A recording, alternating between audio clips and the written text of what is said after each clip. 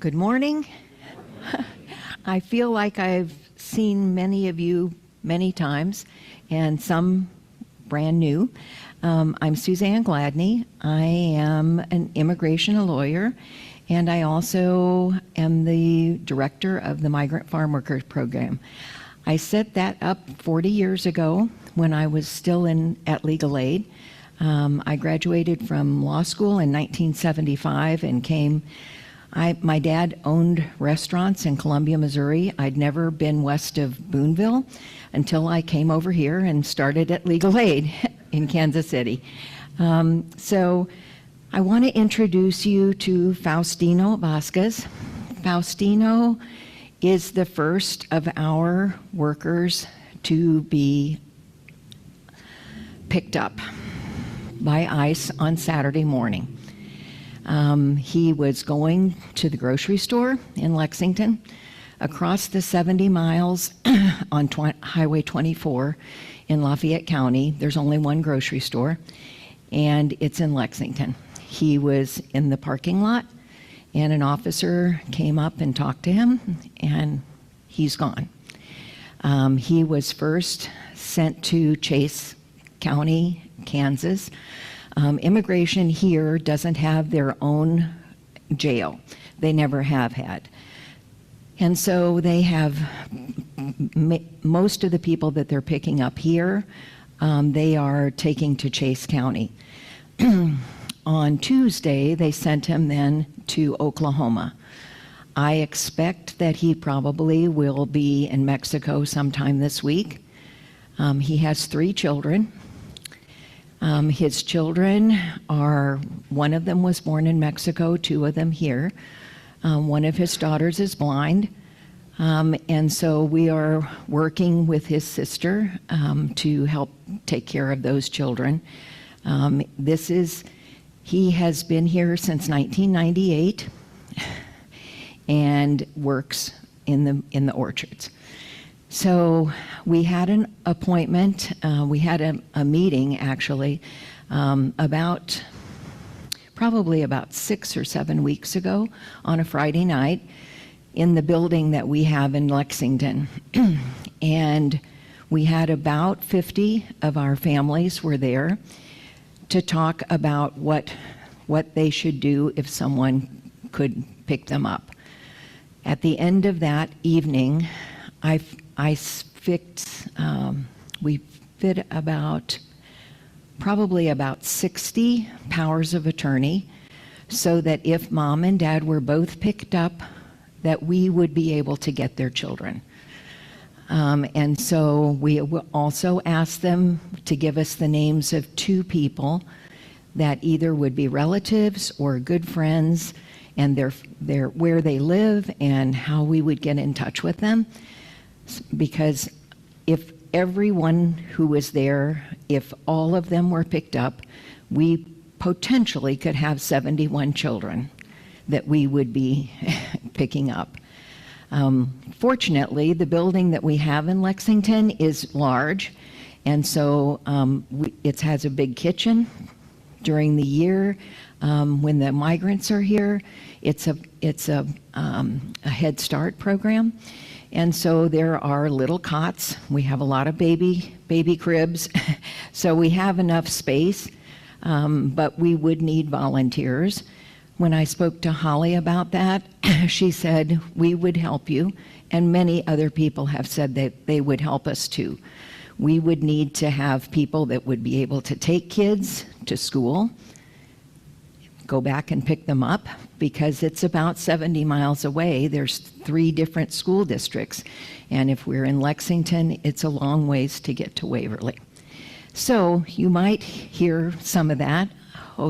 I'm sorry that Faustino was picked up, but I'm hoping that no one else will. But I'm sure that they will be around. So the people that we serve, many of them are legally here, but others are not. We probably right now have about 100 that are not legally here. Most of them came legally and then have just stayed.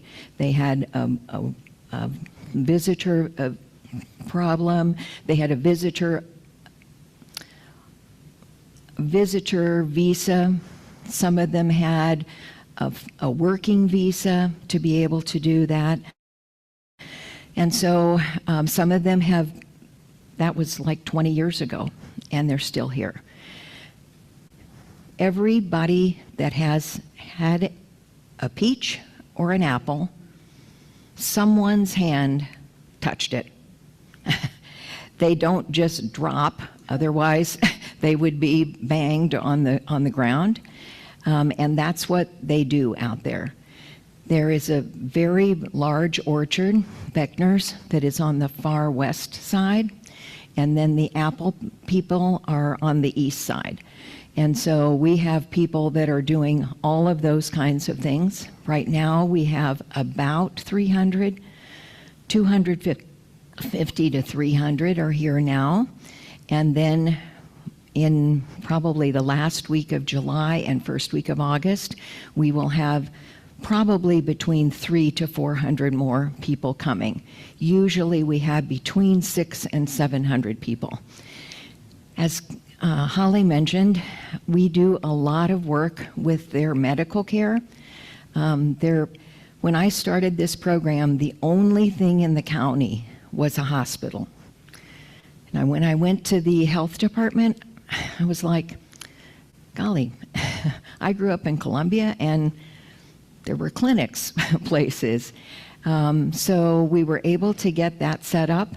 The health department is very small in rural areas. They only have 2 full-time people at the health department. But I helped them work out how we would set up a system out there, a health system. And now we have 6 different small clinics across the county. So we have a lot of people that come that this is their medical home because they're going around to lots of different places. And what they tell us is all of those things are there, but there's not an organization like you all that will come and get us there and set up the appointment, interpret for us. And so that's what we do. Most of the people right now are very afraid. They're very, very afraid. They won't drive themselves. If we go to pick them up, then they'll go with us. But we usually only have 1 or 2 people at a time. We don't want to have a whole car full of people, and then that's the day that they stop us. So the migratory people will be coming probably the last week of July and first week of August. That's when we start having a lot of people. We rely a lot on harvesters. As you probably know, harvesters now is not getting the food that they used to from the government because our president or someone else's president has canceled that type of food. I'm not sure who the farmers are that are getting the food, how they get paid for that. And now the places like harvesters are not getting that food. So I'm not sure what's going to happen with all that food that they're making. So year round, some of them live in houses, some of them live in trailers, and some of them still live in the labor camps. Each one of the orchards has labor camps. The biggest one is on the east side. Peter's Orchard, that's the largest one. And they have about 6 different locations of housing. We go out to those houses. A lot of those migrants are brought in on buses. The buses bring them first week of August. Buses leave. Last week of October, first week of November, the buses come back. So those those workers don't have any transportation. So we go out to them, pick them up if they need to come in for an appointment and help get the kids registered in school, and make parents come in for parent-teacher conferences. A teacher, when I was speaking probably about 30 years ago to a teacher's meeting before school started, one of the teachers, after I spoke about what we were doing, she said, well, I can tell they don't care about their kids because they don't come to parent-teacher night. And I bit my tongue and I said, they'll be there. We don't know that. We didn't realize that they weren't coming. How would they get there?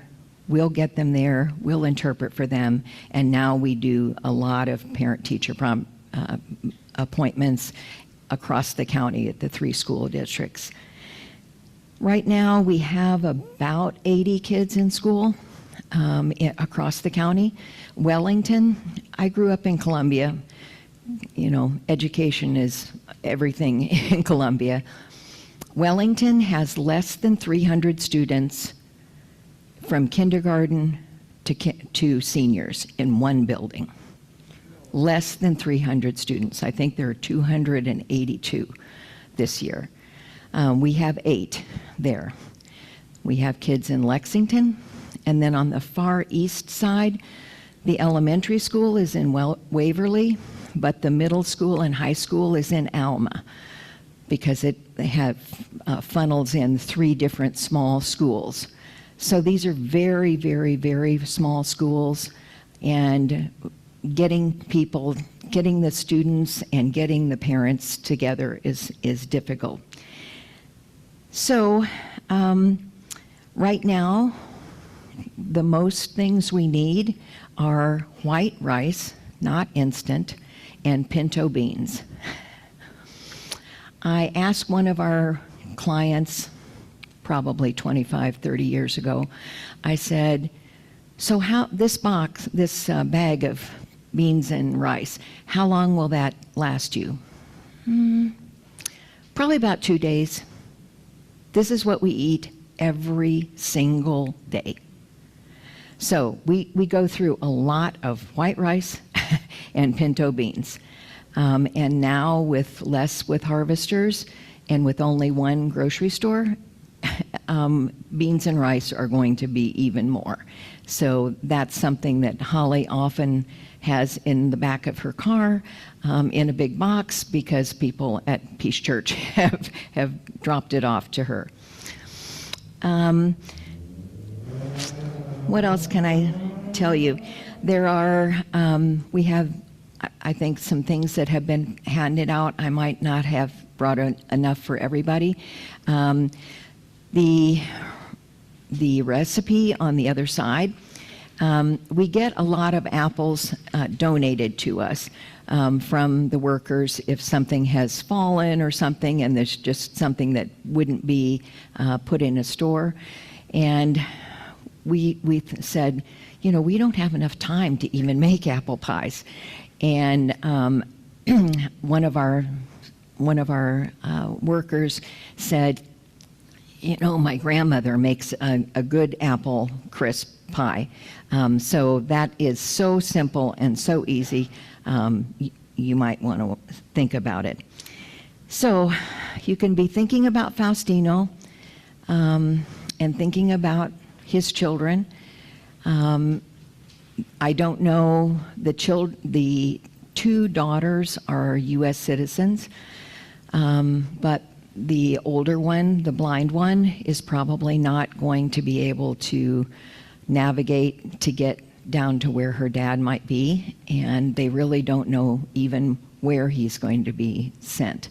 So if you can all just think about him and realize that these people are human beings, they're working, they're picking apples, they're picking peaches, and they're really kind. They're so kind.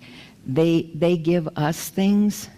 They give us tacos. If it's late at night, they're like, oh, she's making some tacos for you. She knows you all haven't had have dinner yet, and they come running out with things for us. So I will be around for questions afterwards if you have those, and I really appreciate, I've known Holly for a very, very, very long time, and I would be very happy to speak to you all at any time. Thank you.